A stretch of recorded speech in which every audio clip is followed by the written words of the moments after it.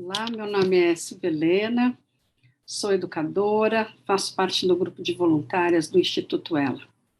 O meu objetivo nesse vídeo é falar sobre educação, falar sobre o cotidiano da escola, do currículo, de estratégias e metodologias. A ideia é trazer reflexões sobre as questões que nós, professoras e professores, nos fazemos durante o exercício da nossa profissão. O meu desejo é fazer isso de uma forma simples, descomplicada, rápida, com pequenas pílulas, vamos chamar assim. Então, no vídeo de hoje eu vou falar sobre avaliação. A decisão de trazer esse assunto partiu de uma questão levantada por algumas professoras em um evento de formação continuada. E a pergunta foi a seguinte: como acompanhar a aprendizagem do aluno e sentir-se seguro para avançar no conteúdo? Então, uma resposta possível para essa questão é por meio de avaliações diagnósticas, formativas, processuais. É muito importante, ela tem que ser parte do processo de ensino-aprendizagem, principalmente porque a avaliação vai ajudar o docente a modular a sua aula de acordo com as necessidades da turma. E onde que ele vai perceber essas dificuldades? É justamente fazendo uma avaliação. E essa avaliação não pode acontecer no final do ciclo. Essa avaliação da qual eu estou falando, que é uma avaliação para a aprendizagem, ela ajuda a regular a aula, a regular as necessidades, a aula de acordo com as necessidades dos alunos ou da turma. Então, ela tem que acontecer ao longo do processo. E também para facilitar a aprendizagem do aluno. Na verdade, avaliação desse tipo, que são avaliações formativas, ou podemos chamar de processuais, ajuda muito a gente, sabe, como professor, porque pelo resultado que elas dão, a gente pode acompanhar o processo de aprendizagem dos alunos no dia a dia, ao longo de um período. A gente pode saber se uma aula foi acessível a todos os alunos ou ainda é um desafio, um grande desafio, ou pelo menos acessível à maior parte deles, né? Ajuda a gente a monitorar o que os alunos aprenderam e também ajuda a gente a saber o que os alunos ainda precisam aprender. É óbvio que numa avaliação desse tipo, quando a gente tem os resultados, e esses resultados, aqueles que ainda não aprenderam, representa a minoria dos alunos, a gente pode tratar os casos assim muito particularmente, indicando algum estudo, dando orientação, mas quando é um número significativo de alunos, é importante que a gente saiba, né, o que é que está acontecendo para poder retomar o conteúdo em sala de aula, para garantir que eles avancem nessa aprendizagem que a gente se propôs, né, a cumprir. Então, as informações de uma avaliação formativa, elas são preciosas para o professor, principalmente para aquele que se preocupa com a qualidade da aprendizagem dos alunos, porque esse tipo de avaliação dá oportunidade para adequação de tarefa, de lição, de atividade, de estratégia, para que a aprendizagem ocorra efetivamente.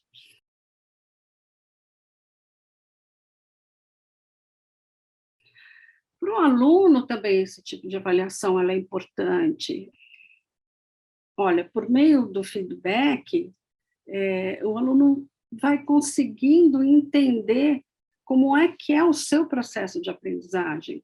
Então, por que que ele não aprendeu o que deveria ter sido aprendido? Né? Por que que ele não atingiu as expectativas? Ele pode fazer uma reflexão do tipo, como é que eu estudei? Como é que eu investi nisso? E o professor deve ajudá-lo nessa reflexão, para que ele possa entender o seu estilo de estudo. Ou as avaliações formativas ou processuais, elas ajudam muito os professores, ajudam muito a gente, né? Porque a gente consegue acompanhar o processo de aprendizagem dos alunos no dia a dia, né? Ao longo de um período, pode ser bimestre, trimestre, enfim. A gente pode saber se uma aula foi acessível a todos ou não. ou pelo menos acessível à maioria. Aquilo que a gente falou, chegou até o aluno, ele aprendeu, ele compreendeu o que eu quis dizer, ele seguiu um determinado caminho de raciocínio. Eu preciso saber disso, é só fazendo avaliação. Agora, não adianta, se eu penso numa avaliação para aprendizagem, não adianta eu fazer uma única avaliação lá no final do meu ciclo, né, de trabalho. Então, precisa fazer ao longo do processo, até para eu saber o que ainda é desafio para a sala. E se eu perceber que o resultado dessas avaliações não foi muito positivo para a maioria dos meus alunos, eu tenho que retomar esse conteúdo. Mas se eu perceber que é para um número específico, muito pequeno de alunos, eu posso retomar de outra forma, não preciso retomar com a sala inteira, mas posso pegar alguns pontos específicos com os alunos num outro momento que não seja até a sala de aula, né, no geral. Então, avaliações desse tipo, formativa, elas ajudam a gente aí a se situar no como é que os alunos estão acompanhando o que a gente tem para apresentar. E eu considero essas informações muito preciosas para o professor, principalmente para aquele professor que se preocupa com a qualidade da aprendizagem dos seus alunos. Eu acho que o resultado dessas avaliações nos dão essa oportunidade para adequar a tarefa, lição, atividade, estratégia para a aprendizagem. E para os alunos também é muito bom, porque ao longo do processo eles vão descobrindo como é que eles estão. Já aprendi? Não aprendi? Onde eu tenho que investir? Qual parte desse conteúdo eu não entendi? Todo? 10%, 20%? O que eu deixei de fazer para a compreensão desse conteúdo? Será que eu preciso investir? Como? Né? Então, o aluno também vai tomando consciência do seu próprio processo de aprendizagem por meio do resultado dessas avaliações e, lógico, por meio do feedback adequado dos professores para os alunos, né? Mostrando para eles o caminho, mostrando para eles o que eles ainda não aprenderam e o que eles têm que fazer a esse respeito. E depois dando oportunidade para esse aluno refazer, para os alunos refazerem essa avaliação. E aí, percebendo, né, a diferença entre a primeira avaliação, teve o feedback, e a segunda avaliação, percebendo se houve um avanço ou não, né, dessa aprendizagem. Por isso que ela é tão importante. Agora, eu sei que tornar a avaliação parte integrante do ensino é realmente um grande desafio e vai exigir planejamento e preparação do professor. Mas a gente também não precisa achar instrumento formativo, né? Ele tem que ser complexo, precisa ser grande, ou que eu precise ter muitos instrumentos de avaliação. Eu não preciso fazer isso, mas eu posso fazer um bom planejamento, utilizando as tarefas que normalmente eu dou, as lições, atividades diversificadas, como um quiz, né, um conjunto de testes, trabalho em grupo, debate, produção de texto, entre outros meios, né, de instrumentos que eu utilizo em sala de aula, eu posso utilizá-los para descobrir o que os alunos entenderam ou não entenderam da matéria. E eu não preciso fazer uma coisa longa. Eu posso fazer, por exemplo, um conjunto de testes pequenos, sem muitas alternativas, mas o que é importante é que, ao elaborar esses instrumentos, seja o teste, seja o debate, seja a proposta de uma produção de texto, seja uma tarefa bem específica, o importante é que eu pense nos meus objetivos de aprendizagem, aqueles que eu defini, né, como objetivo de aprendizagem dos alunos, e criar questões ou elaborar atividades que efetivamente consigam detectar aquilo que está faltando o aluno aprender, ou detectar aquilo que o aluno já aprendeu. Então, o maior trabalho é esse, a gente elaborar, muitas vezes, um instrumento que esteja de acordo com os nossos objetivos, né, para a aprendizagem do aluno, e também que seja, assim, que traga a oportunidade da gente diagnosticar o que está acontecendo. Então, por isso, exige um planejamento. Posso fazer isso ao longo de um bimestre, de um trimestre, 2 vezes, 3 vezes, depende do número de aulas por semana também, e do conteúdo. Posso fazer pequenas checagens, né? Desde assim, dar um teste para os alunos responderem, e aí rapidamente recolhe esses testes. Ele pode ser feito com o auxílio da tecnologia, se esse for o caso, mas quem não tem acesso à tecnologia pode fazer pequenos papéis distribuídos para os alunos, aí é fácil checar o que eles estão entendendo ainda do que você está falando ou não estão entendendo. Você pode pegar conceitos e, por exemplo, elaborar 3 tipos de conceitos e pedir para os alunos identificarem. Pode escrever na lousa esses conceitos, e os alunos só põem a letra A, B ou C, vamos imaginar, de resposta. Rapidamente você checa se eles estão realmente relacionando o nome ao conceito correto.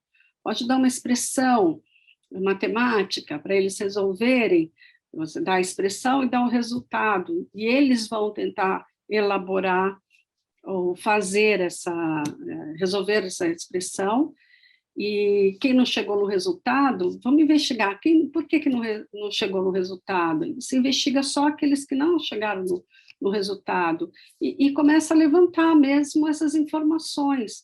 Nossa, tem bastante gente aprendendo, está todo mundo entendendo, ou quase todo mundo entendendo, ou não está, ou é o fulano X, o Y, o H que não está entendendo. Então, para cada resultado, eu devo elaborar uma estratégia diferente.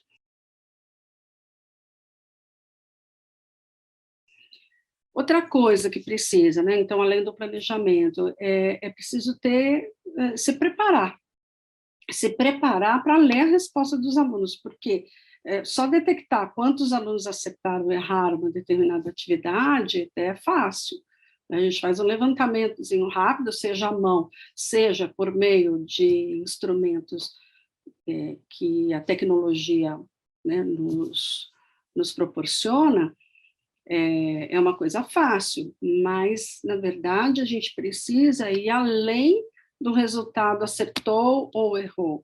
A gente precisa entender quais as razões do erro, compreender o que está por trás daqueles erros, para que eu possa tomar o cuidado de fazer um diagnóstico correto, para poder levar para os alunos a possibilidade de aprendizagem.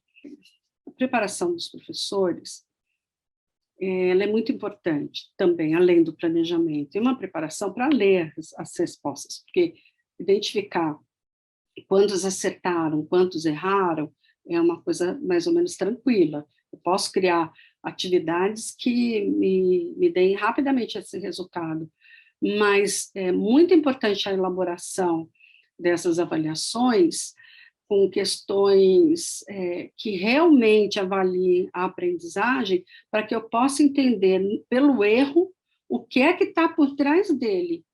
E ao entender o que está por trás desse erro, eu poder ajudar esse aluno a avançar na aprendizagem.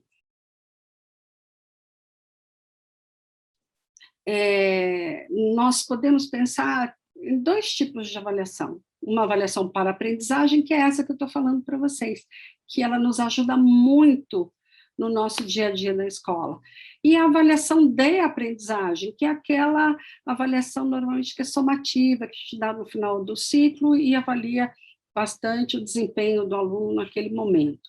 A avaliação para aprendizagem, que é essa formativa ou processual, é uma avaliação que verifica a aprendizagem para determinar o que fazer a seguir. e ela fornece informações para o professor tomar decisões, saber o que fazer. Então, é projetada para ajudar educadores, também para ajudar os alunos a melhorar na aprendizagem. É usada, tem que ser usada continuamente, e tem que fornecer feedback, mas esse feedback deve ser descritivo, indicando para o aluno que ele ainda não aprendeu, ou seja, que ele ainda não aprendeu significa que ele ainda tem muitas chances de aprender. E também mostrando para o aluno, por meio desse feedback, aquilo que ele já aprendeu, e ele pode, então, passar para a etapa seguinte. Então, são feedbacks descritivos e que não tenha nenhum peso de julgamento, para ajudar o aluno a se conhecer, para ajudar o professor a saber o que fazer para melhorar a aprendizagem. Normalmente, esse tipo de atividade não gera nota. O que pode gerar nota? Quando você faz, primeiro, essa avaliação para a aprendizagem, então você faz uma avaliação formativa, você dá um instrumento, aí você dá um feedback para os alunos, toma as providências, seja o professor ou seja o aluno, toma as providências, e aí esse aluno tem que ter uma outra oportunidade de fazer essa avaliação novamente. Aí o que a gente vai medir? O tanto que houve um avanço. Aí esse avanço pode ter uma nota, não é obrigatório, mas pode ter uma nota, certo? É dessa forma que a gente coloca o aluno no centro também. Traz para a escola essa possibilidade do aluno ser encarado como um sujeito responsável pela sua aprendizagem e consciente sobre os seus próprios processos. Então, é isso. Se quiserem se manifestar, se quiserem mandar questões, eu terei o prazer de comentar essas questões nos meus próximos vídeos. Até mais!